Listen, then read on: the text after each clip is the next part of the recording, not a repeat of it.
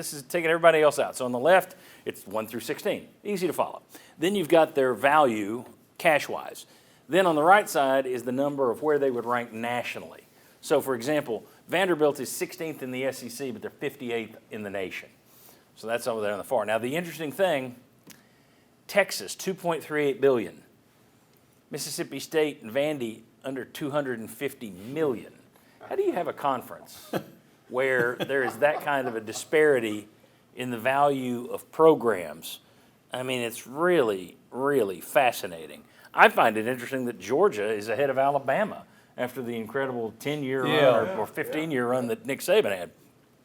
Are there surprises that stand out to you? And Bob, I put you in here in place of Josh. This was a Josh segment, but you had to chime in with your Auburn comment, so I wanted to get it back in here. So tell us, Auburn surprises you that they're high or low? I think it is high because Auburn, yes, if you go back 12, 13 years, Auburn was having a lot of success, but then when they have fallen off, they have really fallen off, and they've churned coaches pretty much.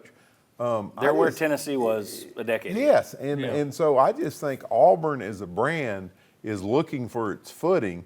And, you know, we were talking before the show about Hugh Freeze and his future.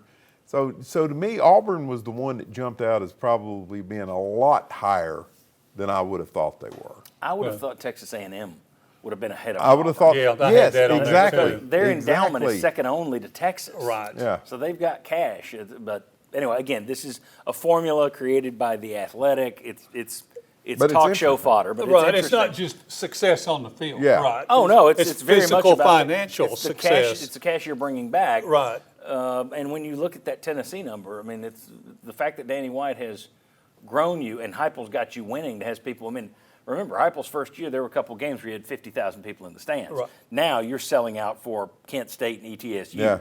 That is a huge difference. Chuck, let's go ahead and put the list back up there if we can. Were there any surprises that stood out to you? I would have thought Florida would have been a little bit higher than what they are. Of course, then you look, sometimes they don't sell out their stadium at home. You know, we've seen that. So, you know, 7th, but then 12th outside of the top 10 and some of the success they've had. So that's one. LSU seems about right to me, doesn't it, you guys?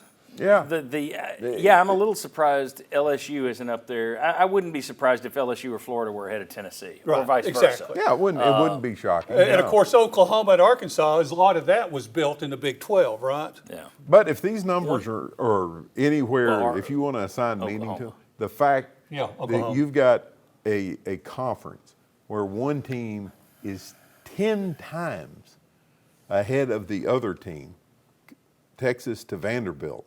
So you sit there and you say, going forward with everything that we talk about all the time, do you keep a team like Vanderbilt and Mississippi State? Do they stay? Do they get to play in this league? Well, again, I think this pushes for this is just football we're talking about. Right. So if there is going to be a super conference, it's probably going to be a football-only thing. Yeah. And I think you can look at that. As a matter of fact, that's where I was going to go. If we could put this back up, I'm sorry. Our director is going to cuss at me because he wasn't prepared to have all these things going up and down. There you go. Look at the line of demarcation. It's between Texas A&M and Arkansas. Yes. I mean, that's about a $300 million gap right there. Big drop from Texas A&M to Arkansas. And then you get Arkansas, Ole Miss, South Carolina, Missouri, Kentucky, Mississippi State, Vandy, all under $646 million. And then the others are all basically $1 billion or more. If you round Texas A&M up a little. That, to me, is your haves and your have-nots. And I think for Arkansas and Ole Miss, that would be a wake-up call if you're looking at some sort of super league. Are you in there? Now, those are both top 25 schools. You can see where they rank nationally. Even Kentucky is a top 40 school, and they're only $400 million. So when you take it into account, you are in the SEC. You're making more money. That's the chicken or the egg thing. So I do think, though, if you're looking at a super league and you're Arkansas or Ole Miss or South Carolina, it's not the slam dunk that you might think it is. No. If they just look at that brand value, and they use the same kind of formula that the Athletic does, depending on the size of the Super League. And if you're Mississippi State and Vanderbilt, you're wondering where are we going to be playing football here in a few years. With Washington State and Oregon State. Yes. And, Right. Okay, very good.